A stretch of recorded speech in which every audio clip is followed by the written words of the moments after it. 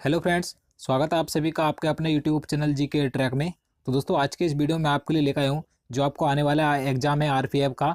तो उसके लिए जो 2015 में आरपीएफ कांस्टेबल का एग्ज़ाम हुआ था, तो जितने भी 2015 में मैथ के क्वेश्चन पूछे गए थे, तो वे सभी क्वेश्चन मैं आपके लिए इस वीडियो में लेकर आया हूँ। और मैं आपको बता दूँ, इससे पहले मैंने एक वीडियो और बनाया है, उसमें मैंने जीके के 50 क्वेश्चन आपके लिए कराए हैं जो कि 2015 आरपीएफ एग्ज़ाम में पूछे गए थे। तो आप उस वीडियो को भी एक बार ज़रूर देख लीजिए। और आज का वीडियो शुरू करने से पहले अगर आप हमारी वीडियो पहली बार देख रहे हैं तो हमारे चैनल को जरूर सब्सक्राइब करें। साथ ही उसके साइड में जो आपको बेल आइकन दिख रहा होगा, आप उसे जरूर दबा दें, ताकि जब भी मैं आगे इस तरह का वीडियो अपलोड करूँ आप उसे सबसे पहले देख सकें। तो चलिए आज का वीडियो शुरू करते हैं। तो देखिए, यहाँ पर क्वेश्चन नंबर 51 है। इससे पहले मैं आपको 50 क्वेश्चन जीके के करा चुका हूँ, आप उस वीडियो को एक बार जरूर देखिएगा। तो यहाँ पर क्वेश्चन नंबर 51 मैथ का है, जो पूछा गया था 11 संख्याओं का औसत 30 है। यदि प्रथम 10 संख्याओं का औसत 22 है तो 11वीं संख्या ज्ञात कीजिए। तो देखिए, आपको इसमें करना क्या था। यहाँ पर सिंपल क्वेश्चन था, औसत का चैप्टर का क्वेश्चन दिया गया था। तो आपको यहाँ पर 11 की गुणा 30 से करनी थी, उसके बाद 10 की गुणा 22 से करनी थी, और बाद में आपको 11 संख्या का औसत में से 10 संख्या का औसत आपको घटा देना था। तो यहाँ पर 11 गुणा 30 से करेंगे तो 330 आ जाएगा। उसके बाद हमें माइनस करना था, 10 की गुणा 22 से करेंगे तो कितना आ जाएगा, 220 आ जाएगा। तो जब हम इसे माइनस करेंगे कितना आगा निकल के 110 आ जाएगा। और 110 यही क्या है, ये 11वीं संख्या है। तो क्वेश्चन में हमसे यही पूछा गया था, तो इसका आंसर इस तरीके से आप निकाल सकते थे। तो इसका आंसर ऑप्शन नंबर डी हो जाएगा, 110। नेक्स्ट क्वेश्चन देखते हैं। यदि किसी संख्या के वर्ग में 59 जोड़ा जाए तो परिणाम 900 है, तो वह संख्या है। देखिए, आपको इसमें करना क्या था। यहाँ पर आपको दिया गया था कि यदि किसी संख्या के वर्ग में 59 जोड़ा जाए तो उसका जो परिणाम हो जाता है, यानी कि कुल योग हो जाता है, 900 हो जाता है। तो देखिए, आपको करना क्या था। यहाँ पर कुल योग 900 हो जाता है, तो 900 में से हमें 59 घटा देना था। उसके बाद जो हमारा निकल कर आएगा 841 बचेगा। और हमें देखना कि ये 841 किसका वर्ग होता है। तो ये 841 29 का वर्ग होता है। तो हमसे यही संख्या पूछी गई थी। मैं आपको बता दूं, आपको करीब 50 तक तो आपको वर्ग आने ही चाहिए, क्योंकि वर्गमूल से क्वेश्चन ज़्यादातर पूछे जाते हैं। तो आप 50 तक भी वर्गमूल याद जरूर कीजिएगा। तो इस तरीके से इसका आंसर क्या आ जाएगा, 29 आ जाएगा, यानी कि ऑप्शन नंबर सी सही हो जाएगा। तो चलिए अगला क्वेश्चन देखते हैं।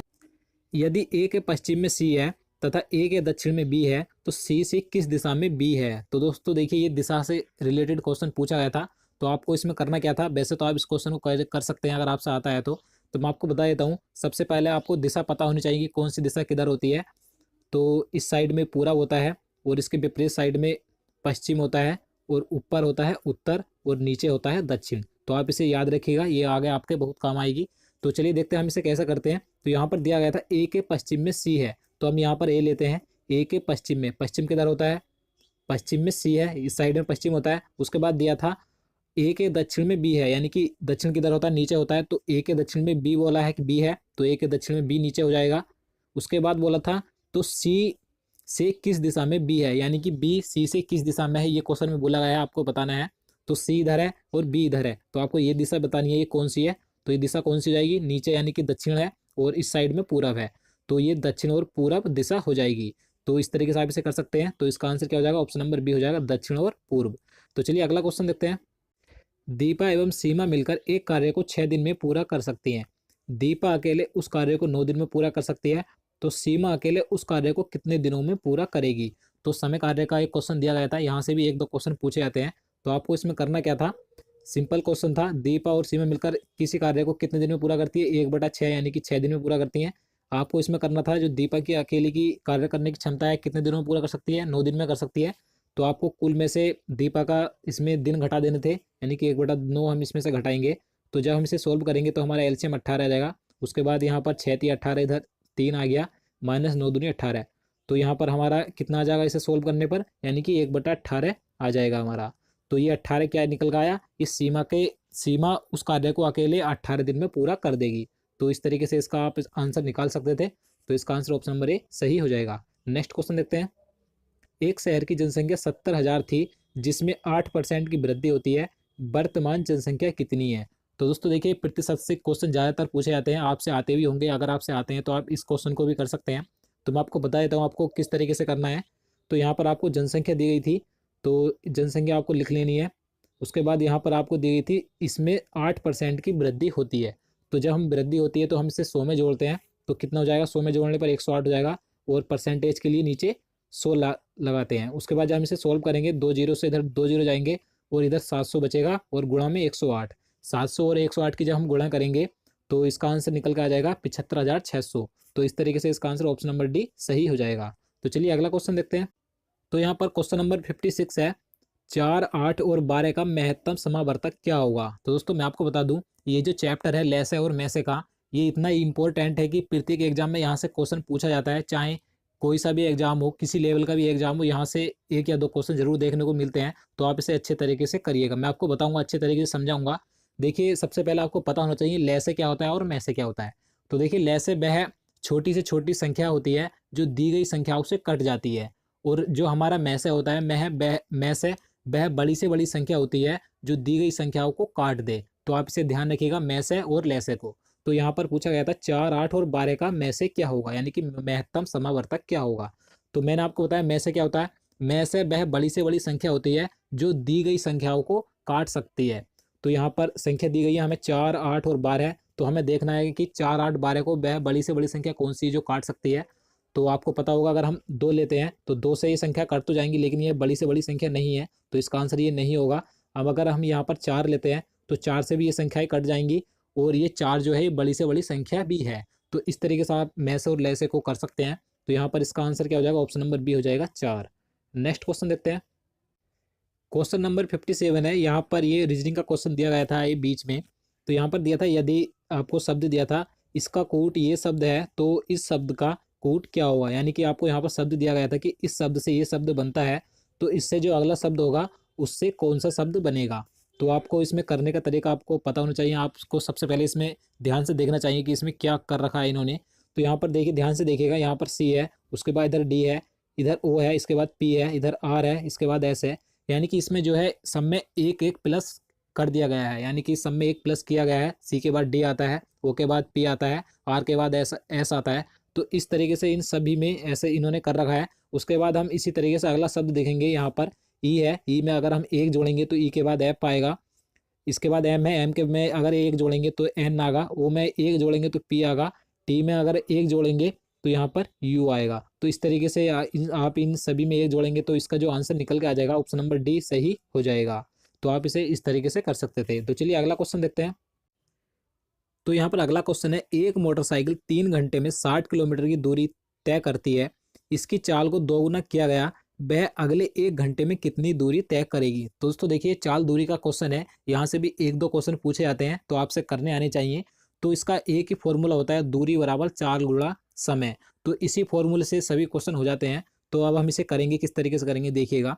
यहाँ पर हमें दिया गया है कि 3 घंटे में 60 किलोमीटर की दूरी तय करती है। तो हमें क्या निकालना है, सबसे पहले हमें इसकी चाल निकालनी है। तो क्या होता है, दूरी बराबर चाल गुणा समय होता है। तो दूरी हमें कितनी दी गई है 60, दूरी बराबर चाल गुणा समय। तो चाल हमें निकालनी है, यानी कि हमें एक्स मान लेंगे, और समय कितना दिया गया है 3 घंटे का। तो जब हम इसे सोल्व करेंगे कितना आ जाएगा, 3 से 60 को काटेंगे तो 20 आ जाएगा। 20 हमारी क्या आ गई, ये हमारी चाल आ गई, 20 किलोमीटर प्रति हवर्स। तो 20 हम इसे लिख लेंगे, 20 हमारी चाल आ गई। उसके बाद इन्होंने कहा है कि इसकी चाल को दोगुना किया गया, यानी कि इसकी चाल को दोगुना करेंगे तो कितनी हो जाएगी, 40 हो जाएगी। तो अब हमारी चाल 40 हो गई। उसके बाद कहा गया है कि वह अगले 1 घंटे में कितनी दूरी तय करेगी। तो हमें अब अगले 1 घंटे की दूरी निकालनी है कि कितनी दूरी तय करेगी। तो दूरी हमें निकालनी है, तो दूरी एक्स मानेंगे। उसके बाद हमें चाल हमारी कितनी है, 40 है, कितने समय में, 1 घंटे में। तो जब हम इसे सोल्व करेंगे तो हमारी दूरी कितनी आ जाएगी, 40 ही करना 40, यानी कि 40 ही किलोमीटर हमारी दूरी आ जाएगी। तो इसका आंसर क्या हो जाएगा, ऑप्शन नंबर बी हो जाएगा 40 किलोमीटर। तो आप इसे इस तरीके से कर सकते हैं। तो चलिए अगला क्वेश्चन देखते हैं। क्वेश्चन नंबर 59 है, 75 का 1/30 भाग 1/2 बराबर क्या। यहाँ पर आपको ये सोल्व करना था। तो आपको देखिए इसमें करना क्या है, आपको सिर्फ इसमें ध्यान रखना है, यहाँ पर जो का दिया गया है 75 का, तो यहाँ पर आप ध्यान रखिएगा, का मतलब होता है गुणा। तो जब हम इसे सोल्व करेंगे 75 का 75 गुणा 1/30, उसके बाद दिया गया है हमें भाग। यहाँ पर हम जो यहाँ पर भाग का चिन्ह दिया गया है, हम इसे हल्का करने के लिए इसे गुणा में चेंज कर लेते हैं। तो आप ध्यान रखिएगा, जब भाग का चिन्ह होता है उसके बाद की जो संख्या होती है, यहाँ पर 1/2 है, तो अगली संख्या भी 1 के बटे में पहुंच जाती है, यानी कि 1/2 1 के बटे में पहुंच जाएगा। तो कितना हो जाएगा, 1/1/2 ये हो जाएगा। तो ये जो है 2 ऊपर आ जाएगा, तो गुणा में 2 यहाँ पर ऊपर आ जाएगा। तो जब हम इसे सोल्व करेंगे, 2 से 30 को काटेंगे, कितनी बार कटेगा, 15 बार। अब 15 से 75 को काटेंगे, कितनी बार कटेगा, 5 बार। तो इस तरीके से इसका आंसर क्या आ जाएगा, 5 आ जाएगा। तो इसका आंसर ऑप्शन नंबर डी सही हो जाएगा। तो चलिए अगला क्वेश्चन देखते हैं। तो यहाँ पर अगला सवाल दिशा से ही संबंधित है जो पूछा गया था। यहाँ पर हम इसे करते हैं।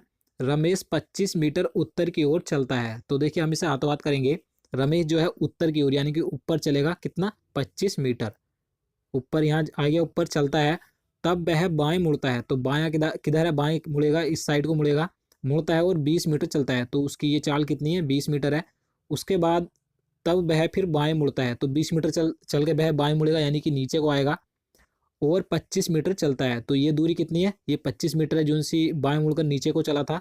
फिर वह बाएं मुड़ता है। तो फिर बायां हाथ बाएं तरफ किधर मुड़ेगा वो, तो इस साइड को मुड़ेगा और 50 मीटर तक चलता है। तो जब वो बाएं मुड़कर 50 मीटर चलेगा तो वह यहाँ आ जाएगा, यानी कि इससे आगे आ जाएगा। इस बिंदु से, जो उसका मुख्य बिंदु था ये था, इससे आगे आ जाएगा। 50 मीटर चला ये वाली दूरी।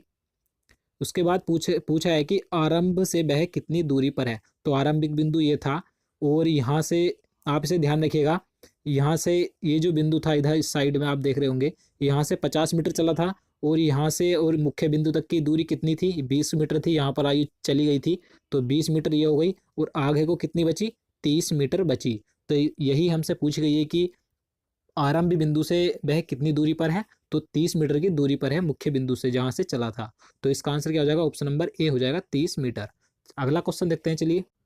तो देखिए यहाँ पर अगला क्वेश्चन है, 400 रुपये प्रति वर्ष साधारण ब्याज की दर से 5 वर्षों में 520 रुपये हो जाएंगे। तो दोस्तों देखिए ये साधारण ब्याज का क्वेश्चन था और मैं आपको अब आगे सभी क्वेश्चन जितने भी कराऊंगा ये मैं आपको सोल्व नहीं कराऊंगा, मैं आपको सिर्फ इन सभी का आंसर बताऊंगा। क्योंकि अगर मैं आपको सोल्व सभी क्वेश्चन कराऊंगा तो वीडियो काफ़ी लंबा हो जाएगा और आप इसमें बोर भी हो जाएंगे। तो मैं आपको अब आगे सभी क्वेश्चन का आंसर बताऊंगा। तो ये देखिए साधारण ब्याज का क्वेश्चन था। तो इसका फॉर्मूला होता है, जो सिंपली इसका फॉर्मूला होता है, ब्याज बराबर मूलधन गुणा दर गुणा समय बटे 100, इसका फॉर्मूला होता है। तो इसी से ये सवाल हो जाएगा। तो मैं आपको सिर्फ इसका आंसर बता देता हूँ। इसका जो आंसर निकल कर सही आएगा 6%, इसकी दर सही निकल के आ जाएगी। इसका आंसर ऑप्शन नंबर ए सही हो जाएगा। अगला क्वेश्चन देखते हैं।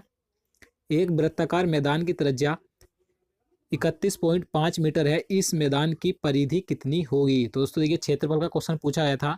तो इसका जो सही आंसर हो जाएगा ऑप्शन नंबर ए सही हो जाएगा, 198 मीटर इसका सही आंसर निकल कर आएगा, यानी कि इसकी परिधि आएगी मैदान की। तो आप इसे करने की कोशिश कीजिएगा। तो इसका आंसर ऑप्शन नंबर ए हो जाएगा। अगला क्वेश्चन देखते हैं। दो क्रमागत संख्याओं के घनों का अंतर 127 है, तो बे संख्याएं हैं। इस क्वेश्चन में आपको बताना है कि दो क्रमागत संख्याएं, सबसे पहले आपको पता होना चाहिए कि दो यानी कि क्रमागत संख्याएं क्या होती हैं। तो मैं आपको बता दूं क्रमागत संख्याएं वे होती हैं जो क्रमवाई होती हैं, यानी कि जैसे कि 1 2 तो ये क्रमागत हो गई, इनके बीच का अंतर सिर्फ 1 है। जैसे 5 6 4 5 इस तरीके से ये क्रमागत संख्याएं होती हैं।